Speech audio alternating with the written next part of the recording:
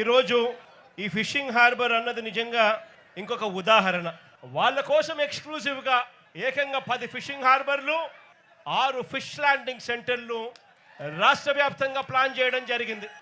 దాదాపుగా 16,000 కోట్ల రూపాయలతో 4 పోర్ట్లు, దాదాపుగా 3,800 కోట్ల రూపాయలతో 10 ఫిషింగ్ హార్బర్లు, దాదాపుగా 150 కోట్ల రూపాయలతో 6 ఫిష్ ల్యాండింగ్ సెంటర్లు, దాదాపుగా 20,000 కోట్ల రూపాయల పెట్టుబడులతో వీటికి అన్నింటికీ కూడా శ్రీకారం చుట్టాము. గతంలో వైఎస్ఆర్సీపీ ప్రభుత్వంలో మన హయాంలో ఈ 20,000 కోట్లే కాదు, ఈ 20,000 కోట్లకు అదనంగా మరో 6,000 కోట్ల రూపాయలతో మొత్తంగా 26,000 కోట్ల రూపాయలతో పోర్ట్లకు సంబంధించిన ఎక్స్పాన్షన్ కూడా ప్లానింగ్లోకి భాగమైంది. పోర్టులకు సంబంధించి కీలకమైన భూసేకరణలన్నీ కూడా పూర్తి చేసి అన్ని రకాల అనుమతులను తీసుకొచ్చి ఈ పోర్ట్లన్నింటినీ కూడా ఎటువంటి ఇబ్బంది లేకోకుండా బ్యాంకు రుణాలను సైతం వీటికి టైఅప్ చేసి ఫైనాన్షియల్ క్లోజర్ కూడా కంప్లీట్ చేసి మారిటైమ్ బోర్డు క్రియేట్ చేసి అన్ని రకాలుగా ఈ ప్రాజెక్టులను ముందుకు తీసుకొని పోయే కార్యక్రమం చేసి ఏకంగా రామయ్యపట్నం పోర్టులో ఏకంగా ఒకటేసారి దాదాపుగా 95% ప్రాజెక్టు కూడా పూర్తి చేసిన పరిస్థితిలోకి మన ప్రభుత్వ హయాంలో జరిగింది. శ్రీకాకుళంలోని మూలపేట పోర్టులో ఈ కీలకమైన భూసేకరణలు, అన్ని రకాల అనుమతులు, ఫైనాన్షియల్ టైఅప్లు ఇవన్నీ కూడా పూర్తి చేసుకొని ప్రాజెక్టు కూడా దాదాపుగా 35% పనులు కూడా వేగంగా పరిగెత్తించగలిగినాం.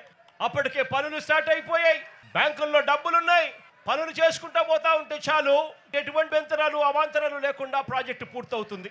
ఆ స్టేజ్లోకి తీసుకొచ్చాం. మచిలీపట్నంలో కూడా పూర్తిగా భూసేకరణలన్నీ పూర్తి చేసి అన్ని అనుమతులు తీసుకొని వచ్చి బ్యాంకులతో టైఅప్ చేసి లోన్లన్నీ శాంక్షన్ చేయించి మారిటైమ్ బోర్డు ద్వారా పూర్తిగా పనులు కూడా చేసి దాంట్లో కూడా దాదాపుగా 35% పనులు కూడా మన ప్రభుత్వ హయాంలోనే అప్పటికే మొదలయ్యాయి. కాకినాడ వద్ద ఇంకొక ప్రైవేట్ పోర్టు కూడా వేగంగా పనులు చేయడం కూడా మొదలెట్టింది. నేను అడుగుతా ఉన్నాను, ఆ 4 పోర్టులకు సంబంధించి సరే ప్రైవేట్ పోర్ట్ పక్కన పెడితే ఆ మిగిలిన 3 పోర్ట్లు, గవర్నమెంట్ రంగంలో ఉన్న 3 పోర్ట్లు ఇప్పటికే 2 సంవత్సరాలు అయిపోతా ఉంది. ఎందుకు ఆ ప్రాజెక్టులలో పనులు జరగడం లేదు అని చెప్పి చంద్రబాబు నాయుడు గారిని గట్టిగా నిలదీస్తూ అడుగుతా ఉన్నాను. మరో దాదాపుగా 3,800 కోట్ల రూపాయలతో మొదలెట్టిన 10 కొత్త ఫిషింగ్ హార్బర్లు, ఇందులో జువెలదిన్న ప్రాజెక్టు కాసేపటి కిందటనే ఈ జువెలదిన్న ప్రాజెక్టును కూడా రాష్ట్రానికి మొత్తానికి కూడా చూపించాం.